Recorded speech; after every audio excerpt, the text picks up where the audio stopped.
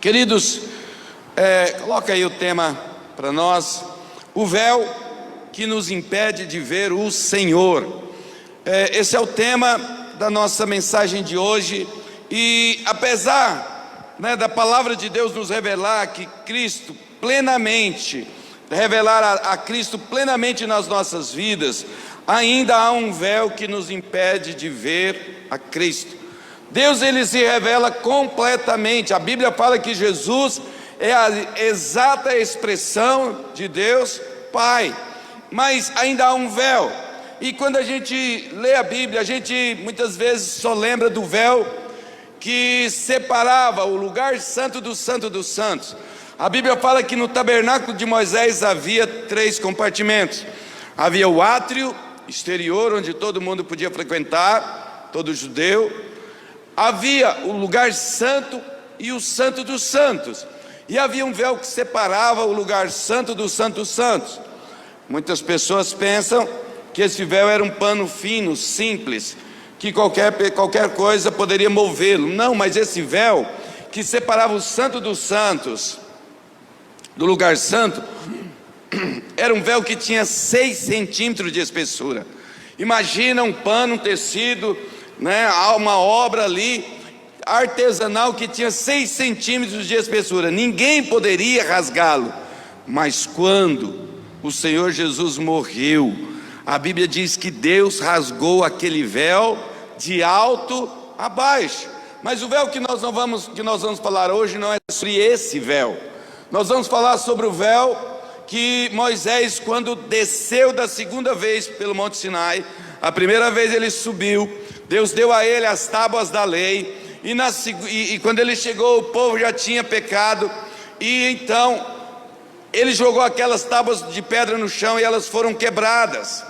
Mas então ele sobe a segunda vez, e quando ele volta, o rosto dele brilhava, e então foi colocado um véu. Ele colocava um véu sobre o seu rosto, e é sobre esse véu que nós queremos falar, que nós queremos ministrar nesta noite.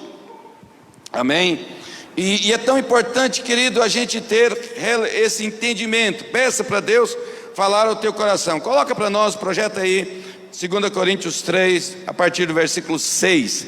Diz o seguinte: Ele nos capacitou para sermos ministros de uma nova aliança, não da letra, mas do Espírito, pois a letra mata, mas o Espírito vivifica.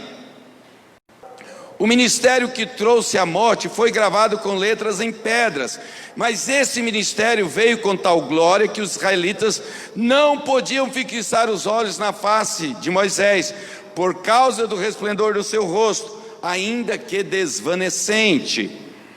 Não será o ministério do Espírito ainda muito mais glorioso? Se era glorioso o ministério que trouxe condenação, quanto mais glorioso será o ministério que produz justiça. Pois o que outrora foi glorioso, agora não tem glória, em comparação com a glória insuperável. E se o que estava se desvanecendo se manifestou com glória, quanto maior será a glória que permanece. Queridos, é tão importante a gente ver aqui que aqui a palavra de Deus está falando de 2 tipos de glória e 2 tipos de aliança. Havia a glória que se manifestava através da velha aliança, mas também tem a glória, e a Bíblia diz que ela é incomparável, porque é infinitamente superior à glória que se manifesta na nova aliança. E queridos, aqui ele diz que havia o ministério da letra, e que a letra mata. Muitas vezes as pessoas, eu já ouvi pessoas dizendo que olha, a letra mata, mas quando ele falava da letra, ele estava se referindo ao texto escrito. Aqui está no meu tablet, mas talvez você está no seu papel, na sua Bíblia de papel, impressa num livro, não importa. Talvez alguns aqui lembram disso comigo. Você já viu alguém dizer: eu estou devendo uma letra para tal empresa? Alguém já ouviu falar isso? Ou é só eu que já estou bem? O pessoal de manhã já ouviu, acho que o pessoal de manhã do culto da manhã. Ou seja, o que é a letra que a Bíblia fala? Olha, eu estou devendo uma letra para o banco, eu estou devendo uma letra em tal empresa, em tal instituição, em tal financeira. Então a letra que mata é o escrito de dívida, entende? É a promissória que eu devia e que você devia diante de Deus. Por quê? Porque a promissória diz: porque todos pecaram e carecem da glória de Deus. Essa era a sentença, essa é a letra que manifesta o quê? A minha dívida diante de Deus. Então é isso que Paulo está falando, que o ministério da letra, ele mata. Por quê? Porque ele é ministrado a partir da condenação, a partir da dívida, a partir, sabe, daquele sentimento de que é impossível, e de fato é, cumprir a justiça de Deus. Agora nós somos ministros da nova aliança, para proclamarmos que Deus não está imputando aos homens as suas transgressões, mas está nos reconciliando com Ele através de Cristo, o Cristo da cruz. Amém? Projeta aí para nós 2 Coríntios 5, versículo 19, por gentileza. Diz assim: ou seja, o que Deus em Cristo estava reconciliando consigo o mundo. O mundo é todas as pessoas, querido, não é o planeta Terra, né? Mas são as pessoas. E diz o seguinte: não lançando em conta o que? Os pecados dos homens. Deus não está cobrando o pecado de cada um. O ministério da letra tinha aquela sentença, tinha aquela promissória no seu nome, assinada por você, através das suas ações, através dos seus atos. Pois todos pecaram e carecem da glória de Deus. Mas o Senhor Jesus nos chama para sermos ministros da nova aliança, e Ele fala: e nos confiou a mensagem de que? Da reconciliação. Preste atenção, Ele nos confiou a mensagem da reconciliação. É muito importante nós entendermos que há uma mensagem. Qual é a mensagem que eu ministro? Qual é a mensagem que eu prego? Olha, queridos, eu já fiz isso. Não estou criticando quem ainda o faz, mas à medida que Deus vai trazendo revelação para nós, nós vamos crescendo e vamos sendo aperfeiçoados pelo Espírito Santo de Deus. Vou pegar o pastor Gilberto que está aqui perto, né? Se você não parar com isso, você vai para o inferno. Se você não fizer isso, se você não fizer aquilo, E então eu começo o quê? Estabelecer um monte de práticas e de leis e de procedimentos, preceito sobre preceito, que é impossível ele cumprir, porque ele é homem. Entendeu? É homem. Mas a Bíblia fala que Deus nos deixou uma mensagem, a mensagem da reconciliação, que Deus estava reconciliando o mundo consigo, sem levar em conta o quê? O pecado dos homens. Então qual é a mensagem, querido? A mensagem não é a mensagem de acusação, não é a mensagem de condenação, mas a mensagem é a mensagem do perdão. É a mensagem do perdão dos pecados. Então quando e aí a gente vê essas mensagens, essas pregações, e querido, tem gente que são apaixonado por esse estilo de mensagem, né? Tem gente que ama essa retórica, sabe que é uma retórica de condenação, e a palavra de Deus diz que Deus deixou para nós o quê? Uma mensagem de reconciliação, onde Deus não está levando em conta o pecado das pessoas, e você vai entender ao longo disso. Agora, é verdade que a Bíblia fala que ela tinha alguma glória, e que isso deixa alguns irmãos inquietos e inseguros. Agora, qual é a glória que o ministério da morte teve? Qual é a glória? Quando é que a condenação teve glória? Tem um grande homem de Deus, eu sou fã dele, preste atenção. Já li a biografia dele várias vezes, muitas vezes, e de vez em quando eu torno a ler de novo. Chama Charles Finney. Ele viveu no século XIX, um homem tremendo. Ele pregava e as multidões se convertiam. Veja bem, eu não estou criticando, preste atenção. Quando eu olho para a palavra de Deus e eu olho para a igreja, eu tenho um livro que é tão interessante lá em casa, que eu já li ele estuda paralelamente a história geral e a história da igreja. O que estava acontecendo no mundo do ponto de vista de história geral naquela época e o que Deus estava trabalhando na igreja simultaneamente, desde Jesus até os anos 94, 95 por aí, quando o livro foi escrito. Então veja bem, queridos, Deus ele vem trazendo revelação. Muito antigamente, na Idade Média, as pessoas criam que compravam a salvação, que comprava perdão dos pecados através de um pagamento de indulgências. Mas aí Lutero teve uma revelação da parte de Deus: o justo viverá pela fé, a salvação é pela fé. Então virou a chave, mudou o paradigma, entende? Então eu vejo que Deus ele vem trabalhando na igreja desde aquela época, e ele não parou de trabalhar, ele continua trabalhando o seu povo, a sua igreja, e nos trouxe por esses dias a revelação do evangelho da graça. O ministério da reconciliação. O ministério da reconciliação. Então Charles Finney, como que ele pregava, queridos? E grande homem de Deus, como eu disse, sou fã dele, fantástico, um grande pregador. Mas no entendimento da época, lá do século XIX, que ele pregava, e começava a falar dos horrores que é a vida sem Deus, e a consequência mais horrorosa ainda, da pessoa partir dessa terra sem ter uma aliança com Jesus, sem ser salvo, sem ter certeza da salvação. E querido, o povo ficava desesperado. O povo ficava desesperado. E o que acontece? Multidões se convertiam. Mas quando o povo estava desesperado e dizendo: olha, não tem mais jeito para mim, olha, eu não dou conta de viver isso. Já ouviu alguém dizendo assim: eu não dou conta de ser crente? Sim ou não? Eu não dou conta de parar com isso, eu não dou conta de parar com aquilo, eu não dou conta de deixar de fazer aquilo, eu não dou conta de fazer isso, fazer aquilo. Por quê? Isso é o que? O ministério da letra. Ele fala: quem faz as coisas que eu faço não é aceito por Deus. E de fato é verdade, mas a mensagem que ele recebe é essa: olha, para você não tem jeito. Mas qual é a mensagem da reconciliação? Jesus morreu na cruz e levou todos os seus pecados. Vem para Jesus primeiro, aceite esse Jesus, aceite o presente que ele entrega para você pela graça. Basta você crer nele e ele te entrega esse dom, esse presente maravilhoso. E então o que acontece, querida pessoa? Essa é a mensagem da graça. Mas muitas pessoas ministram que a mensagem da condenação. E quando as pessoas estavam desesperadas, Charles Finney chegava e falava: olha, mas não se preocupe, Jesus morreu no seu lugar e ele pode salvar de todos os seus pecados. Veja bem, o que ele falou é verdade. O que ele falou é verdade, queridos.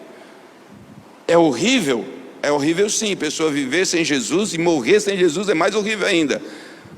E Jesus perdoa os pecados? Perdoa sim, mas veja bem, é tão interessante, e as pessoas se convertiam aos montões, queridos, entende? Percebe-se que a revelação que tinha na época, Deus está trazendo revelação nova.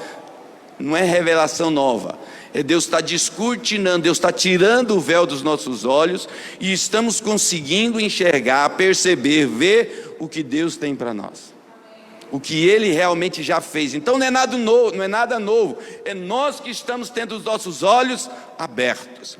Então, queridos, o que acontece?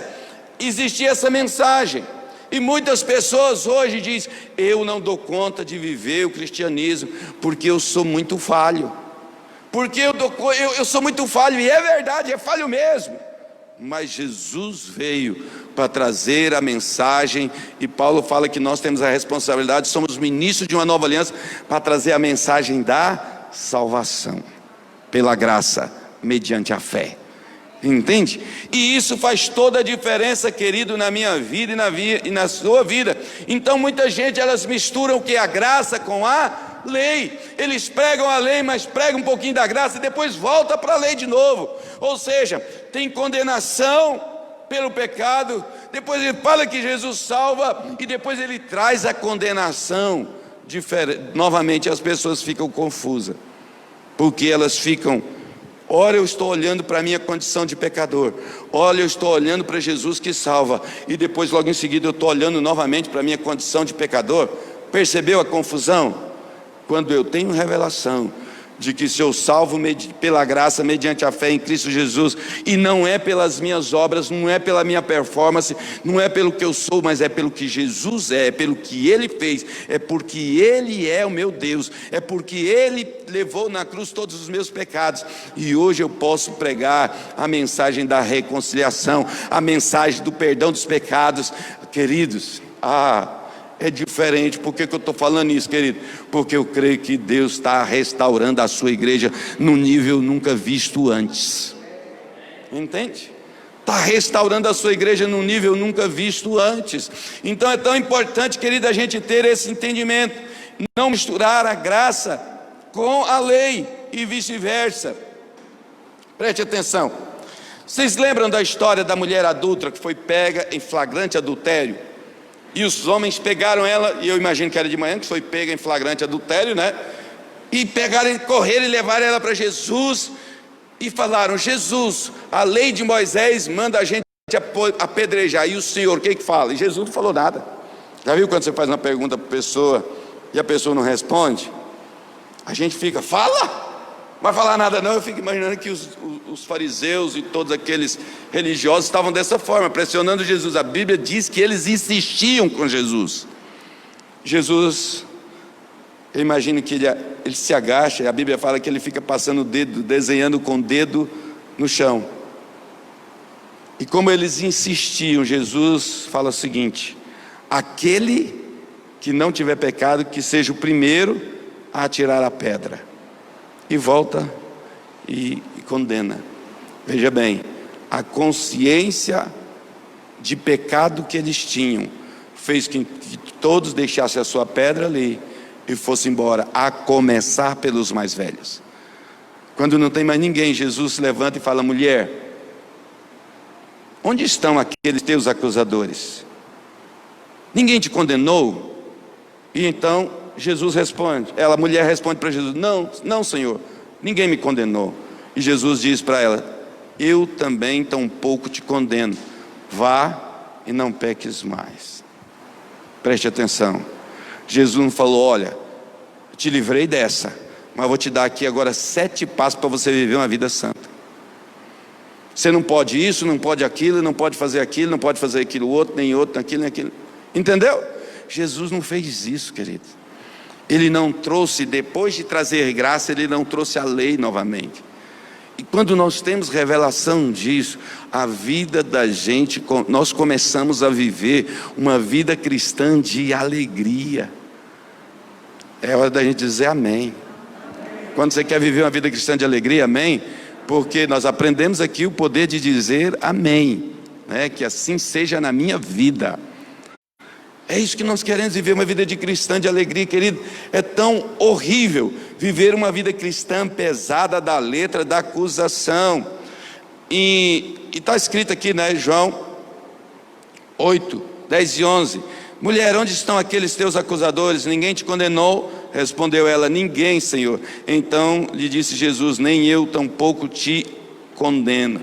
Veja bem, queridos, é tão interessante. Tem gente que é apaixonado por essa pregação. Nós precisamos aprender a olhar para Jesus. Tem gente que ama João Batista. Qual era a pregação de João Batista? Raça de víboras, quem vos induziu a fugir da ira vindoura? Praticai, pois, frutos dignos de arrependimento. A pregação de João Batista estava errada? Não. João Batista foi o último profeta da lei. Ele foi o último profeta do Velho Testamento, da lei. E depois Jesus chega, e quando Jesus chega, a palavra de Deus fala: porque o fim da lei é Cristo. Porque o fim da lei é Cristo. Então João Batista estava lá. Mas, queridos, e tem alguns jovens, e outros não tão jovens, que são apaixonados por essa pregação. Eles são apaixonados por João Batista. Essa pregação da lei, de acusação, de dizer: olha, você não pode fazer isso, você não pode fazer aquilo. Então veja, ele está pregando a lei, mas nem hora, praticamente em hora nenhuma, ou muito raramente, eles dizem o que? Jesus fez tudo por você na cruz. Entende? Eles não trazem a mensagem de Jesus, eles trazem a mensagem da lei. E isso, queridos, quando eu tenho revelação, isso muda a minha maneira de evangelizar, isso muda a minha maneira de me portar dentro de casa. Tem alguém aqui que tem gente na família que bebe? Tem ou não? Várias pessoas. Se você entende a mensagem da reconciliação, você não vai chegar para o seu ente querido e vai falar assim: se você não parar de beber, você vai para o inferno. Você vai parar de dizer isso, porque você sabe que ele não pode parar, que ela não pode parar. Tem alguém, às vezes, que tem problema com vício de jogo, e gasta o seu dinheiro no jogo, e perde o seu dinheiro no jogo, e falta em casa porque está entregando no jogo, o diabo está roubando. E então a pessoa chega para aquele irmão, para aquela pessoa e diz: olha, você vai para o inferno porque você está gastando seu dinheiro no jogo. É a mensagem da condenação.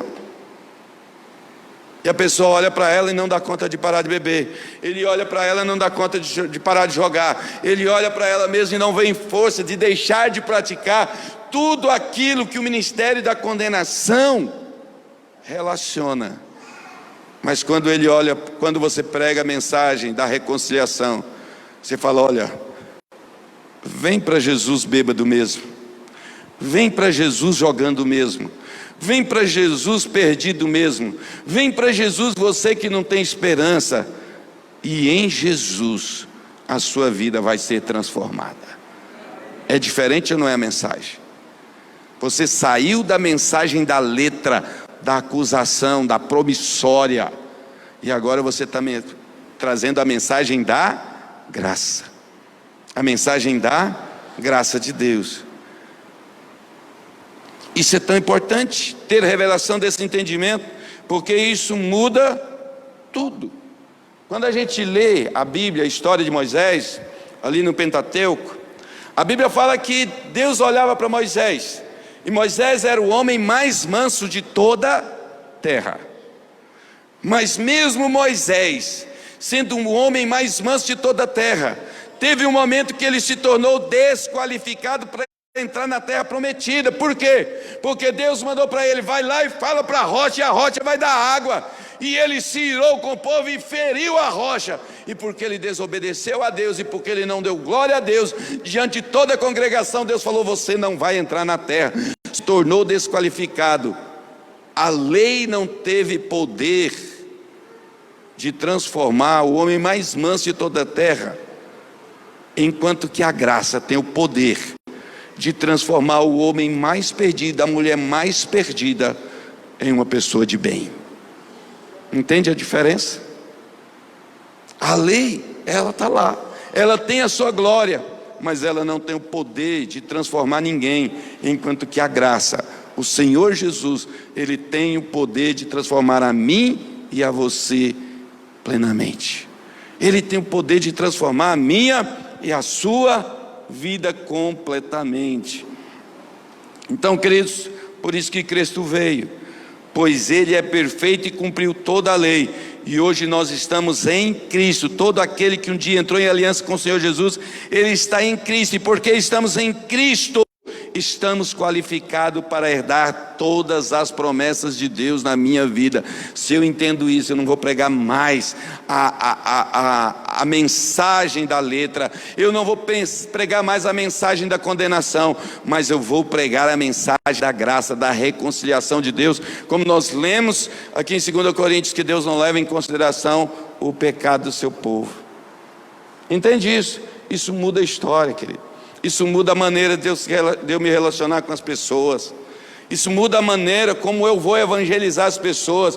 Isso vai mudar a maneira como eu vou tratar o meu ente querido que pratica algo que é condenável segundo a lei, que é condenável pela sociedade. Mas eu vou trazer a mensagem da reconciliação e não a mensagem da acusação. E isso muda a história. Isso faz com que a pessoa consiga abrir o coração para receber. Entende? Porque é a mensagem do perdão e não a mensagem da acusação. É tão importante. Moisés, ele viu a graça do Senhor, queridos, né? A palavra de Deus fala que Moisés, ele subiu no monte, e lá, primeira vez ele subiu, enquanto ele estava lá, o pessoal né? Fez um bezerro de ouro, ele foi lá e voltou, e quando ele viu aquela bagunça toda, Moisés, ele quebra as tábuas da lei, e Deus não repreendeu Moisés porque ele quebrou as tábuas da lei, mas Deus falou: sobe de novo, eu vou te dar novas tábuas da lei. E há algo que realmente muda, algo que realmente Moisés faz um pedido ali, realmente inusitado. Coloca aí para mim, por gentileza, Êxodo 33, versículo de número 18.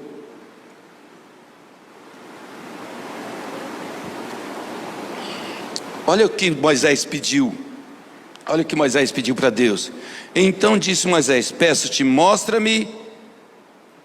que me mostre a tua glória. Peço que me mostre a tua glória. Mas Deus responde que ele faria passar diante de Moisés toda a sua bondade. Qual é a bondade de Deus, querido? É a graça de Deus. Não é a bondade de Deus? Eu, sendo quem eu sou, praticando o que já pratiquei e ainda pratico. Não estou falando que eu pratico as coisas antigas, mas não sou perfeito, entende? E mesmo assim, Deus me ama e Deus me aceita. É bondade ou não é? É bondade de Deus. Até quando eu erro, até quando eu peco, querido, não sou eu que me arrependo, é o Espírito de Deus que provoca o arrependimento no meu coração. Eu sou incapaz até para me arrepender, até para querer, para desejar ter uma atitude correta com Deus. Até isso é obra de Deus. Olha só o que diz aqui Romanos 2, versículo 4. Diz assim: ou despreza a riqueza da sua bondade, tolerância e longanimidade, ignorando que a bondade de Deus é que te conduz ao arrependimento. Ou seja, se Deus, lá quando eu era pecador, Ele era bom comigo, a bondade de Deus se manifestava na minha vida, imagina agora que eu sou filho. Bispo, e se eu sou filho agora, e se eu pecar, e se eu errar? Porque é filho, Deus vai cuidar de você, Deus vai te disciplinar, mas você não deixa de ser filho, entendeu? Vai ser disciplinado? Vai, mas você não deixa de ser filho. Deus continua trabalhando na tua vida, Deus continua fazendo na tua vida, e se você errar, é o próprio Deus que te leva de volta ao arrependimento. Coloca aí para nós, queridos, Êxodo 33, versículo 20 agora, 20 a 22. Olha só, diz aqui algo tão importante para a gente entender.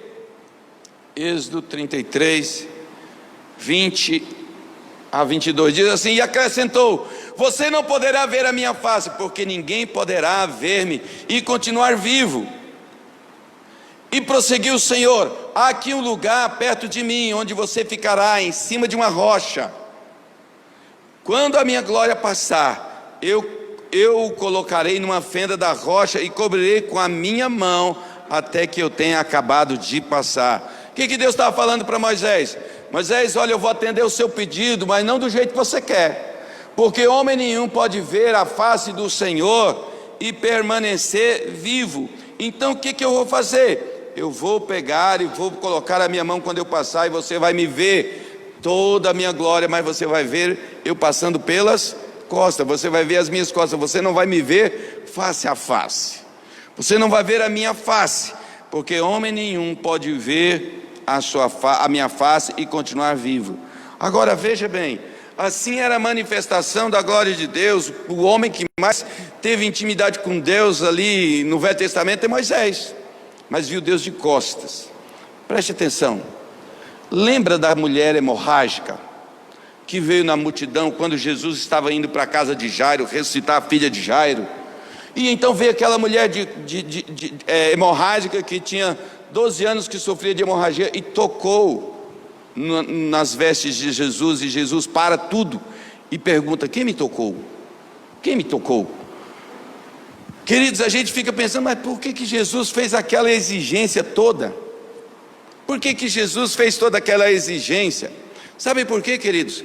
Porque na velha aliança as pessoas viam a glória de Deus pelas costas, mas na nova aliança Deus quer olhar você face a face. E quando você vê a face de Deus, a sua vida é transformada, a sua vida é mudada. Foi por isso que Jesus falou: não, saiu o poder de mim. Quem me tocou? Jesus queria mirar, olhar, fixar os seus olhos ali nos olhos daquela mulher, para que ela pudesse ver a glória de Deus, a graça de Deus, e continuar sendo transformada. Ela já tinha sido curada. Querido, Deus quer que você remova o véu que impede você de olhar e de ver Jesus, de ver a Cristo. Amém? Quando você olha para a face de Deus, querido, você é transformado de glória em glória. Quer ver a Cristo? Olha o Evangelho e veja o Senhor no Evangelho. A graça de Deus, pois na nova aliança nós somos transformados quando nós olhamos para o Senhor. Então não deixe de olhar para o Senhor, não deixe de olhar para o Senhor Jesus. Amém? A glória do ministério da lei produz medo, né? Quando a gente vê o seguinte, Êxodo 34, versículo 30, né? Quando Moisés desceu da montanha pela segunda vez, diz o seguinte, aí Êxodo 34, 30. Quando Arão e todos os israelitas viram Moisés com o rosto resplandecente, tiveram medo de se aproximar dele. Lembra que eu falei da diferença de pregação, a mensagem da lei e a mensagem da graça? Que a mensagem da lei faz com que as pessoas dizem: eu não posso viver essa vida cristã. Era isso aqui que estava acontecendo lá com Arão e com o povo. Eles não conseguiam. É porque a mensagem da velha aliança, ela produz medo. Produz medo.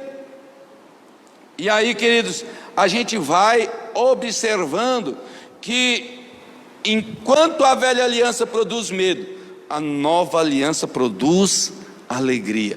Enquanto no louvor aqui, eu não sei se eu sei sim que acontece com você também. Quando nós estamos louvando e adorando a Deus e a presença de Deus vem, e ela vem, graças a Deus, continuamente, seu coração não é cheio de alegria? Durante o louvor você está adorando a presença de Deus traz alegria, mas na velha aliança trazia medo. Quando eles viram ali, sabe, o rosto de Jesus resplandecente, o que eles fazem?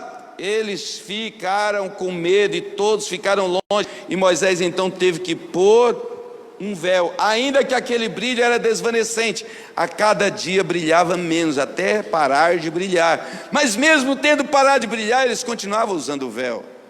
Sabe, queridos, tem muita gente às vezes que está permitindo que o inimigo coloque um véu diante dos seus olhos, e então ele diz o seguinte: eu não tratei bem a minha esposa hoje, então hoje eu não posso ir para a igreja.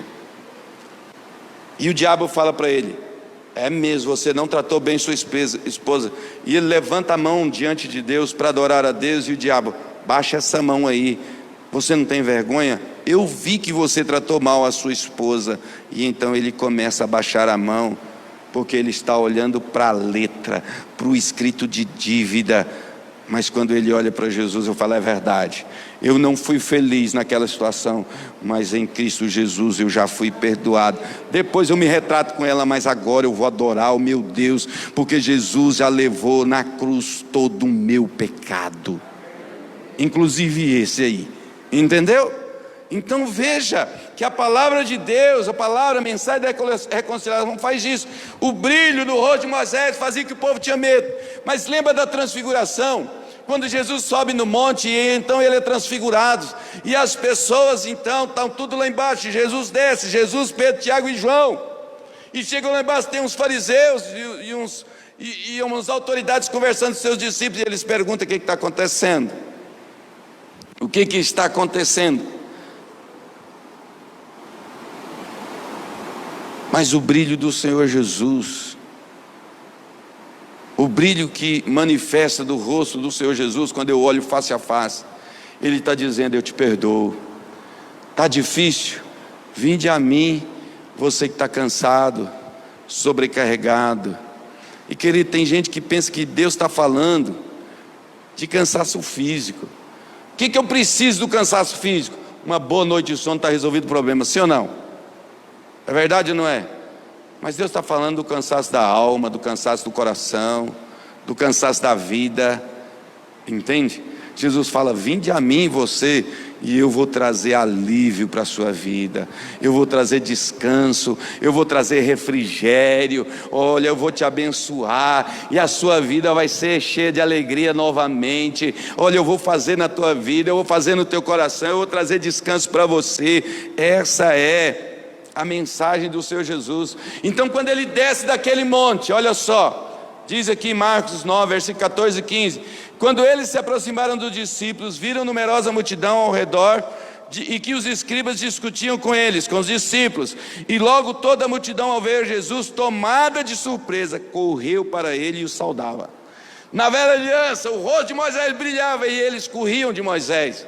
Na nova aliança, eles olham para Jesus e o brilho, cada raio de luz do rosto do Senhor Jesus está dizendo: eu aceito você, eu te perdoo, olha, eu estou aqui, você é amado, você é amada, olha. E então as pessoas não têm mais medo, mas são atraídas pelo brilho do Senhor Jesus. É por isso que eu preciso olhar para o Senhor face a face. Então é tão importante. Olha o que diz aqui 2 Coríntios 3, versículo 12.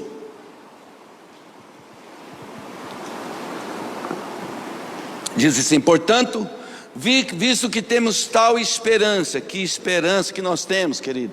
Porque pela graça nós somos salvos no Senhor Jesus. Se você creu no sacrifício do Senhor Jesus, a Bíblia diz, o Senhor diz, Deus diz que você é salvo em Cristo Jesus, que as coisas velhas as passaram, tudo se fez novo na tua vida. Tira o véu, começa a ver como você é visto por Deus. E aí ele diz: portanto, visto que temos tal esperança, mostramos muita confiança. Outra versão fala de ousadia, né? Fala de ousadia. Deixa eu te dizer, eu fico conversando com alguns irmãos e eu fico achando tão interessante.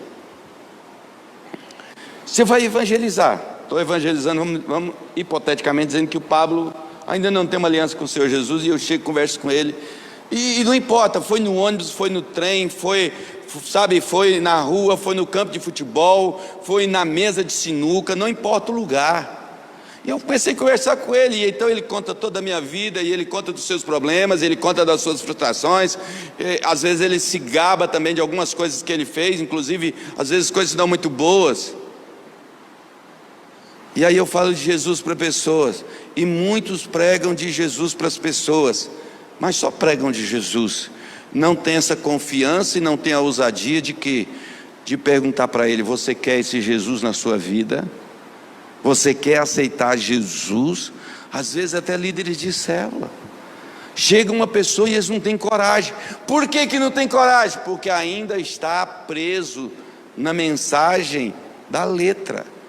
Falou tanta coisa ruim, pregou tanta condenação, que a pessoa fala: eu não dou conta. E a pessoa que está pregando também fala: é difícil demais para ele não vai dar conta, porque eu também não dou conta. E então ele desiste de fazer o apelo e de dar a oportunidade para aquela pessoa ter uma aliança com o Senhor Jesus. Faltou o quê? A confiança, faltou a ousadia, porque às vezes está misturando a mensagem, ora a mensagem da condenação, da letra, da lei, ora a mensagem da graça. Mas se você só falou de Jesus, querido, você só falou de Jesus, mano, Jesus mudou minha história, mudou minha vida, Jesus me abençoou, Jesus me deu uma família maravilhosa, olha, não era nem para eu estar aqui, não era nem para eu ter conhecido a pandemia, eu ia ter morrido muito antes, mas por causa de Jesus eu estou aqui, até hoje. Graças a Deus, Jesus mudou a sua história, mudou a minha história, e se Ele mudou a minha, Ele pode mudar a sua também. O que você acha de você ter Jesus como Senhor e Salvador de sua vida? Compreendeu que ficou leve?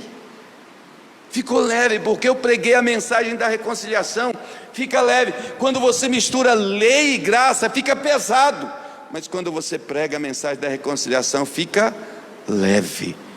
Então eu tenho confiança e ousadia para fazer o apelo para as pessoas. E queridos, não tem nada mais tremendo, mais maravilhoso do que você levar uma pessoa a Cristo. Amém? Agora, erga os olhos e veja Cristo. Olha só o que diz aqui, Hebreus 12, 2. Olhando firmemente para o autor e consumador da fé, Jesus, o qual em troca da alegria que lhe estava proposta, suportou a cruz, não fazendo caso da ignomínia, e está sentado à destra do trono de Deus. Aqui tem algo bastante interessante. Olhando firmemente para o autor e consumador da nossa fé. Quem é? Jesus. Então é para Ele que eu preciso olhar continuamente. E tem algo tão interessante, querido. Quando a gente vai ler a Bíblia, a gente sabe que Deus, Ele chamou Abraão. E Deus dá promessas tremendas a Abraão, e essas promessas, elas se estendem a nós. Se você está em Cristo, você é filho de Abraão. É a Bíblia que diz, não sou eu quem digo. E então o que acontece, querido? A Bíblia fala, Deus fala, qual é a chamada de Deus para Abraão? Sai da tua terra, do meio da tua parentela, e vai para uma terra que eu vou te mostrar. E vai para uma terra que eu vou te mostrar. Aí, Abraão obedece completamente ou parcialmente, irmãos? Ele obedece parcialmente, porque ele sai da sua terra, ele sai do meio de quase toda a sua parentela e leva consigo a quem? O seu sobrinho Ló. E tem algo bastante interessante. Sabe qual é o significado do nome Ló em hebraico? É véu. Ló significa véu. E aí então chega um momento da vida de Ló e de Abraão. Apesar disso, Deus continuou cumprindo a promessa dele, abençoando Abraão. E Ló estava junto. Ande com quem é abençoado por Deus, e você vai receber bênçãos por causa dessa pessoa. Sabia disso? E Ló também foi abençoado. E então o pasto já não dava para eles ficarem muito próximos. E então teve briga entre os pastores de Ló e os pastores de Abraão. E então Abraão chega para ele e diz o seguinte, preste atenção nisso. Abraão chega para ele e veja, quem é abençoado por Deus, ele não fica tentando levar vantagem. Quem é abençoado por Deus, ele não fica por meio da esperteza tentando levar vantagem. Então Abraão chega para ele e fala, olha para a direita e olha para a esquerda, olha para o oriente e olha para o ocidente. Se você escolher a esquerda, eu vou para a direita. Se você escolher a direita, eu vou para a esquerda. Se você escolher para o ocidente, eu vou para o oriente, e vice-versa. E a Bíblia diz que ele se afastou. Ele se afastou de Abraão, escolheu o lugar dele. Depois que ele se afasta de Abraão, olha o seguinte: enquanto o véu permanece, a herança e a promessa de Deus não pode se cumprir completamente na minha e na sua vida. Mas depois que Ló, ou seja, o véu é removido, as coisas acontecem de maneira diferente. Olha o que diz aqui Gênesis 13, 14 a 17. Coloca aí para nós. Disse o Senhor a Abraão, depois que o véu, ou seja, Ló, se separou dele: de onde você está, olhe para o norte, para o sul, para o leste e para o oeste. Toda a terra que você está vendo, darei a você e a sua descendência para sempre. Tornarei a sua descendência tão numerosa como o pó da terra. Se for possível contar o pó da terra, se poderá contar a sua descendência. Percorra esta terra de alto a baixo, de um lado a outro, porque eu darei a você. Depois que o véu é tirado, você consegue enxergar as promessas de Deus e perceber que elas são para você. Que elas são para você. Que Deus criou, que Deus fez e se aproximou. Querido, eu percebo o seguinte: tem muita gente querendo, né? Tem muita gente querendo viver isso, mas é tão importante, sabe, querido? A única coisa que você precisa lembrar é Cristo, um nome maior que todo nome. Deus ama quando Cristo é exaltado no seu coração. Quando você fala, é por causa do Senhor eu vou prosperar hoje, é por causa do Senhor eu vou ser abençoado, é por causa do Senhor que eu vou ter a presença do Senhor, é por causa de Jesus que a minha família é restaurada, é por causa de Jesus que Eu e a minha casa vamos servir o Senhor, meus filhos vão se converter, meu marido vai se converter, minha esposa vai ser transformada, minha esposa vai converter, aquele que bebia vai ser restaurado, vai largar a bebida, aquele que jogava vai largar o jogo, porque eu estou olhando para Jesus. É Jesus quem faz, e isso dá glória ao Senhor. Então muitas pessoas estão com os olhos embotados, não conseguem ver a mensagem da nova aliança. Então tem muita gente ainda impressionado com muitas verdades, impressionantes essas verdades. A verdade da matemática, tem muitas verdades ali que são impressionantes, tem muita verdade da geometria que são impressionantes, mas não tem o poder de transformar ninguém. A única verdade que tem poder de transformar se chama Jesus. Ele é a verdade, é Ele que tem poder de transformar a sua vida e a minha vida.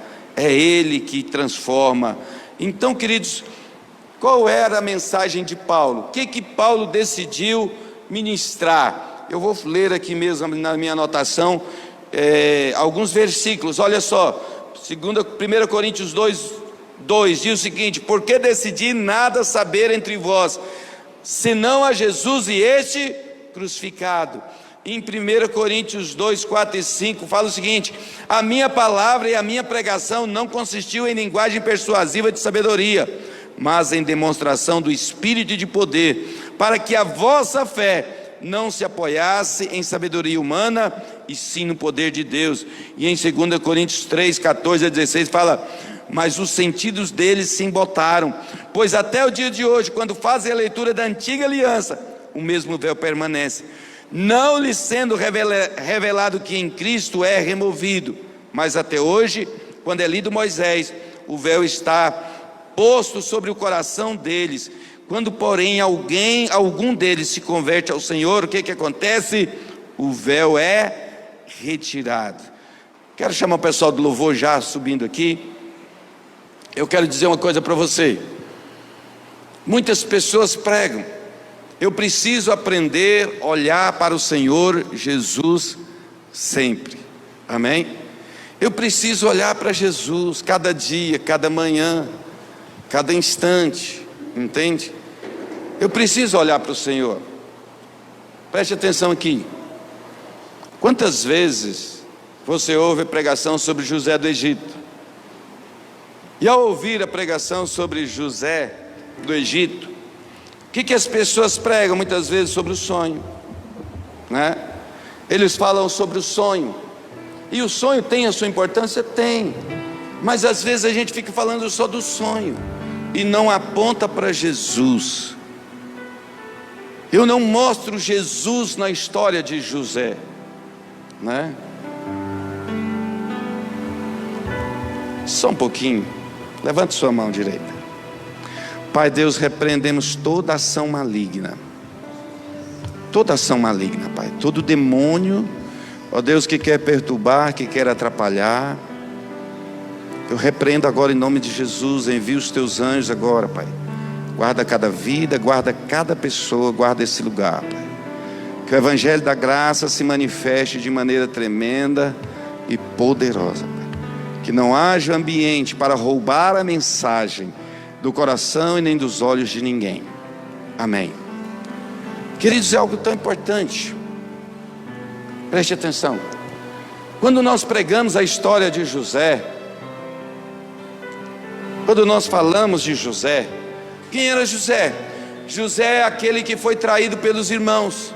José é aquele que foi, escravizado. Ele levou a culpa sem ter culpa, e depois ele foi elevado à posição de governador, e depois os irmãos dele foi ter com ele, e ele perdoou seus irmãos, e ninguém tinha pão, só José tinha pão, e José deu pão para eles.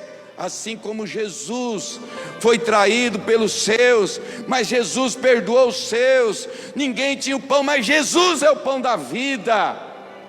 E eu começo a mostrar Jesus na história de José.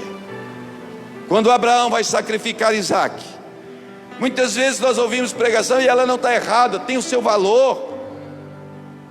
Quando fala a respeito, quando fala a respeito realmente de que Abraão entregou o seu Isaque. E então muitas vezes o pessoal fala: entrega o seu Isaque. E às vezes Deus nos pede coisas que é difícil para nós entregar, que é difícil para nós perceber, abrir mão. Mas veja bem, as pessoas falam isso, mas esquecem de falar que aquele cordeiro que tomou o lugar de Isaque é Jesus, que tomou o meu lugar e o seu lugar. E então nós olhamos e o herói da história é a pessoa, é o ser humano que está abrindo mão de alguma coisa, e não Jesus. Eu preciso aprender a olhar para Jesus, eu preciso mostrar Jesus. Jesus está de Gênesis, no princípio era o Verbo estava com Deus, e o Verbo era Deus. Tudo foi feito por Ele, sem Ele nada do que foi feito se fez. Era Jesus que estava lá dizendo: haja luz. Jesus está de Gênesis, Apocalipse. Eu preciso olhar para a palavra de Deus e ver Jesus. Eu preciso olhar para o Evangelho e ver Jesus. Pelo que também Deus o exaltou sobremaneira, Ele deu o nome que está acima de todo nome. Ele tem todo o poder, Ele tem toda a graça. Amém? Quero convidar você a ficar de pé. Se possível, não se movimente, não saia agora. Se possível.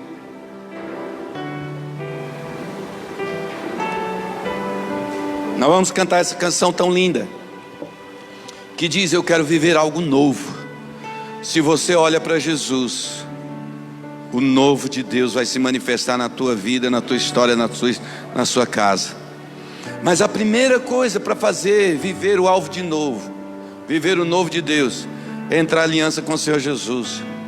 Como nós pregamos a mensagem da reconciliação, basta você falar: Senhor Jesus, entra na minha vida. Eu quero o Senhor. Eu quero o Senhor. Eu quero o Senhor. Entra na minha vida, eu te recebo como Senhor da minha vida. Eu não vou olhar mais para o que eu posso, para o que eu não posso fazer, o que eu dou conta e o que eu não dou conta.